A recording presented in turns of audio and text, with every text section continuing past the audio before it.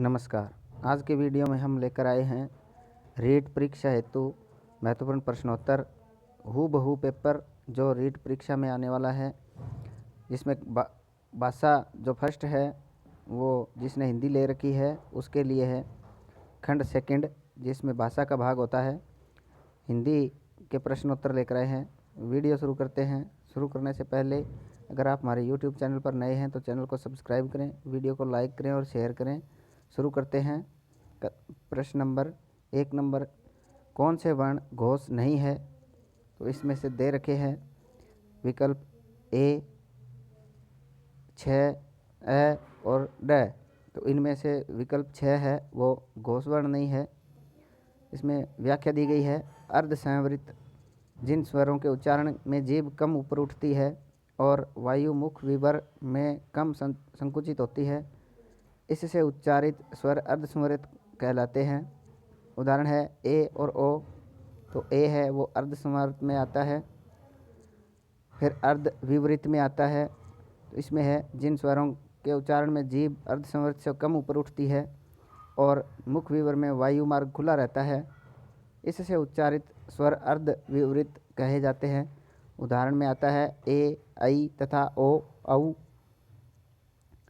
इसके बाद घोष वर्ण है किसी भी वर्ग के तीसरे, चौथे और पांचवें वर्ण घोष वर्ण कहलाते हैं। और अघोष वर्ण किसी भी वर्ग के पहले व दूसरे वर्ण अघोष वर्ण होते हैं। तो दिए गए विकल्प में हमारा उत्तर 2 सही है। उसके बाद नेक्स्ट प्रश्न है, किस शब्द में री स्वर नहीं है? तो विकल्प 4 है, इसमें री नहीं है। बाकी में सभी री में री है। री स्वर निर्मित कृपा, दृष्टि और कृष्ण है। इसके बाद नेक्स्ट प्रश्न है, किन ध्वनियों को अनुस्वार कहा जाता है? तो इसके में अंदर उत्तर है, पहला है स्वर के बाद आने वाली जो नासिक के ध्वनियाँ हैं उन्हें अनुस्वार कहा जाता है। इसके व्याख्या है कि स्वर के बाद आने वाली नासिक के ध्वनियाँ अनुस्वार कहलाती है। स्वतंत्र रूप से उच्चारित ध्वनियाँ अयोगवाह कहलाती है। स्वर के साथ आने वाली ध्वनियाँ अनुनासिक कहलाती है और व्यंजन के बाद आने वाली ध्वनि नासिक के ध्वनि कहलाती है। नेक्स्ट प्रश्न है, किस शब्द में गुण संधि है? तो शब्द दे रखे हैं। तो हमारा विकल्प इन शब्दों में से जो दूसरा विकल्प है भारतेंदु, इसमें गुण संधि है। व्याख्या है, सिंधुर्मी है दे रखा है तो सिंधु प्लस उर्मी दीर्घ स्वर संधि होता है। भारतेंदु भारत प्लस इंदु गुण संधि है इसमें। नारी स्वर में नारी प्लस ईश्वर, इसमें भी दीर्घ संधि है। और लोकेश्वर्य में लोक प्लस ईश्वर, लोक प्लस ऐश्वर्य, लोकेश्वर्य बनेगा। इसमें वृद्धि संधि आएगी। उसके बाद 35वां है, वृक्ष छाया का संधि विच्छेद होगा। तो वृक्ष प्लस छाया, वृक्ष छाया, इसमें विकल्प हमारा चौथा है। इसमें च का आगमन होता है, ये व्यंजन संधि के अंतर्गत आता है। इसके बाद 36वां आगे नेक्स्ट प्रश्न है, शमश्रु शब्द का तद्भव रूप होगा। तो शमश्रु जो है इसका विकल्प हमारा 1 नंबर सही है, मूंछ को कहते हैं। नेक्स्ट प्रश्न है, विपरीत अर्थ का बोध कराने वाले शब्द को कहते हैं। तो दिए गए शब्द है जो विपरीत है उन शब्द को विलोम शब्द कहते हैं। जो ऊपर वाला प्रश्न है उसके तत्सम और तद्भव शब्द है, शमश्रु मूंछ है, आंसू अश्रु आता है और स्वसुर को ससुर कहते हैं। पर्यायवाची शब्द जिन शब्दों का समान अर्थ हो उन्हें पर्यायवाची कहते हैं। विलोम विपरीत का अर्थ बोध कराने वाले को विलोम कहते हैं और समानार्थक और एकार्थक शब्द होते हैं वो समान प्रतीत होते हैं जिनमें सूक्ष्म अर्थगत अंतर हो। इसके बाद 38वां प्रश्न है, वर्ण शब्द का अर्थ नहीं होता। तो दिए गए आकाश जो उत्तर विकल्प में आकाश है उसका जो अर्थ है वो वर्ण का अर्थ नहीं है। वर्ण शब्द का अर्थ रंग, जाति एवं अक्षर होता है तथा आकाश का अर्थ गगन होता है। नेक्स्ट प्रश्न है, कौन सा शब्द कमल का पर्यायवाची नहीं है? तो नीचे जो शब्द दे रखे हैं इनमें हमारा विकल्प तीसरा सही है, जो मनसिज है ये कमल का पर्यायवाची नहीं है। कमल के पर्यायवाची जलज, अंबुज, पंकज, सरोज, सारंग, वारिज, शतदल होते हैं। और मनसिज है मदन, मनोज, अनंग, कंदर्प, दर्पक, पंचशर, काम, रतिपति, तो ये इसके पर्यायवाची हैं। प्रश्न 40वां है, जिसका मन व ध्यान दूसरी तरफ हो उसके लिए एक शब्द होगा, तो एकल शब्द बताना है। तो इसमें आएगा विकल्प नंबर 4 अन्यमनस्क। अन्यमनस्क जिसका ध्यान व मन दूसरी तरफ हो उसे कहते हैं। नेक्स्ट प्रश्न है, अभिधा शब्द शक्ति में, तो अभिधा में हमारा जो विकल्प 1 नंबर सही है, वाच्यार्थ प्रकट होता है, जैसा बोला जाता है वैसा ही उसका अर्थ होता है। व्याख्या है, अभिधा वाच्यार्थ प्रकट होता है, लक्षणा लक्ष्यार्थ प्रकट होता है, व्यंजना में व्यंग्यार्थ प्रकट होता है। नेक्स्ट प्रश्न है, भाववाचक संज्ञा के अंतर्गत आते हैं, तो इसमें हमारा विकल्प दूसरा है, गुण दोष आदि आते हैं। इसमें व्याख्या दी गई है, भाववाचक संज्ञा जिस संज्ञा शब्द से प्राणियों और वस्तुओं के गुण, दशा, धर्म, अवस्था, कार्य व मनोभाव का आभास होता है, भाववाचक संज्ञा होती है। और भाववाचक संज्ञा है उसकी रचना मुख्यतः 5 प्रकार से होती है, जातिवाचक संज्ञा से, सर्वनाम से, विशेषण से, क्रिया से, अव्यय से। इसके बाद नेक्स्ट प्रश्न है, मदन काली पतलून पहनकर खेलने आया में विशेषण है, तो इसमें काली विशेषण है। इसमें व्याख्या दी गई है, विशेषण संज्ञा व सर्वनाम की विशेषता बताने वाले शब्द विशेषण कहलाते हैं। और विशेषण के 5 प्रकार है, गुणवाचक, संख्यावाचक, परिमाणवाचक, संकेतवाचक और व्यक्तिवाचक। इसके बाद नेक्स्ट है, इसका जो उदाहरण है, मदन काली पतलून पहनकर खेलने आया, प्रस्तुत वाक्य में काली शब्द विशेषण का बोध होता है। नेक्स्ट प्रश्न है, वहाँ मोहन के कोई नहीं था, वाक्य में रिक्त स्थान में प्रयुक्त होगा, तो यहाँ अलावा होगा। तीसरा विकल्प सही है। अव्यय हिंदी भाषा के वे शब्द जिनके रूप में लिंग, वचन और कारक से संबंधित विकार उत्पन्न नहीं होता, अव्यय कहलाते हैं। प्रस्तुत वाक्य में रिक्त स्थान पर अलावा शब्द का प्रयोग होगा। उसके बाद नेक्स्ट प्रश्न है, हमें सफलता मिलने तक प्रयास करना चाहिए, इस वाक्य में तक है, तो दिए गए विकल्प है, इसमें तीसरा उत्तर सही है, संबंध बोधक अव्यय है। व्याख्या दी गई है, अव्यय के भेद होते हैं 5, क्रिया विशेषण, संबंध बोधक, समुच्चय बोधक, विस्मय बोधक और निपात। संबंध बोधक अव्यय वे शब्द जो संज्ञा या सर्वनाम या अन्य सर्वनाम के साथ संबंध का बोध कराते हैं, संबंध बोधक अव्यय कहलाते हैं, जैसे के पास, के दूर, के लिए, की ओर, की जगह, तक इत्यादि। फिर संबंध बोधक अव्यय है उसके प्रकार है, स्थानवाचक, बीच, आगे, सामने, दिशाबोधक, निकट, समीप और सामने, कालवाचक, आगे, पीछे, बाद में, उपरांत, साधनवाचक, द्वारा, जरिए, माध्यम, मार्फत, कारणवाचक, हेतु, वास्ते, निर्मित, निमित्त, सीमावाचक, पर्यंत, मात्र, विरोध सूचक, प्रतिकूल, विपरीत, समता सूचक, अनुसार, सामान्य, तुल्य, हेतुवाचक, रहित अथवा सिवा, सहचर सूचक, संग, समेत, विषयवाचक, बाबत और संग्रहवाचक, भर तक। नेक्स्ट है, को और के लिए किस कारक के चिन्ह है, तो विकल्प पहला सही है, संप्रदान कारक। व्याख्या है, कारक का अर्थ होता है करने वाला अथवा निष्पादक।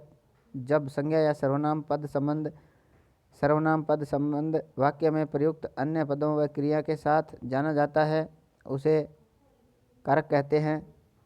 कारक के भेद और विभक्ति दी गई है, तो कारक के भेद कर्ता और विभक्ति है ने, कर्म कारक की विभक्ति को, करण कारक से या के द्वारा, संप्रदान के लिए को, अपादान से अलग का भाव होता है, संबंध कारक का, के, की, अधिकरण कारक में, पे, पार, संबंध का संबोधन कारक है, ओ, अरे। इसके बाद नेक्स्ट है, उद्देश्य और विधेय किसके अंग है, तो ये वाक्य के अंग है, विकल्प पहला सही है। व्याख्या है, वाक्य वक्ता के अर्थ को पूर्ण करने के लिए वाले समूह को वाक्य कहते हैं। वाक्य के 2 अंग हैं, उद्देश्य और विधेय। नेक्स्ट है, तेंदुलकर ने 1 ओवर में 5 छक्के लगाए, वाक्य में उद्देश्य है, तो उद्देश्य इसमें तेंदुलकर आएगा। तो दो विकल्प नंबर 2 है। व्याख्या है उद्देश्य वाक्य में कर्ता उद्देश्य होता है और विधेय कर्ता के संबंध में जो वाक्य कहा जाता है उसे विधेय कहते हैं। प्रस्तुत वाक्य में सचिन तेंदुलकर, जो तेंदुलकर है वो विधेय है और 1 ओवर में 5 छक्के लगाए, ये उसका विधेय है। तेंदुलकर उद्देश्य होगा। नेक्स्ट प्रश्न है विराम चिन्ह का नाम है, तो इसमें आएगा अर्धविराम। व्याख्या है अर्धविराम पूर्ण विराम से कम समय रुकने के लिए प्रयोग किया जाता है। उसके बाद हंस पद है, लिखते समय छूटे शब्द को वाक्य में जोड़ने के लिए प्रयोग करते हैं। अल्प विराम अर्धविराम से कम समय रुकने के लिए प्रयोग किया जाता है। पूर्ण विराम पूरा वाक्य पूरा होने पर प्रयोग किया जाता है। नेक्स्ट प्रश्न है किसी कठिन शब्द को स्पष्ट करने के लिए किस विराम चिन्ह का प्रयोग करते हैं, तो उसमें आएगा कोष्ठक चिन्ह। व्याख्या दी गई है विवरण चिन्ह है, विवरण अथवा उदाहरण देने के लिए प्रयोग किया जाता है।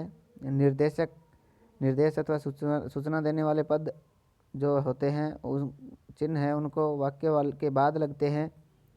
कोष्ठक वाक्य के मध्य में आए अथवा पदों को अलग से दर्शाने के लिए। नेक्स्ट है अवसर का लाभ उठाने के लिए उपयुक्त शब्द है, तो इसमें आएगा बहती गंगा में हाथ धोना।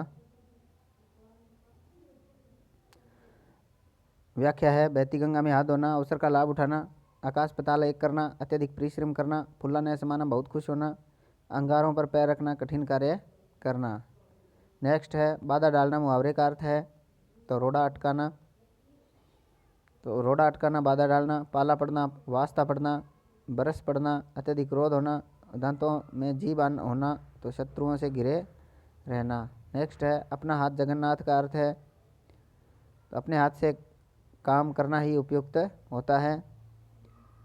नेक्स्ट है मैं तुम सबको खूब समझता हूँ, तुम सब एक जैसे हो के लिए उपयुक्त है, तो एक ही थैली के चट्टे बट्टे विकल्प दूसरा सही है। चोर चोर मौसेरे भाई एक जैसे लोगों की संगत, एक ही थाली के चट्टे बट्टे समान प्रकृति के होना, और जैसे नागनाथ वैसे सांपनाथ, दुष्टता में दोनों समान होना। नेक्स्ट प्रश्न है अधिसूचना का प्रकाशन कहाँ से होता है, तो राजपत्र गजट है।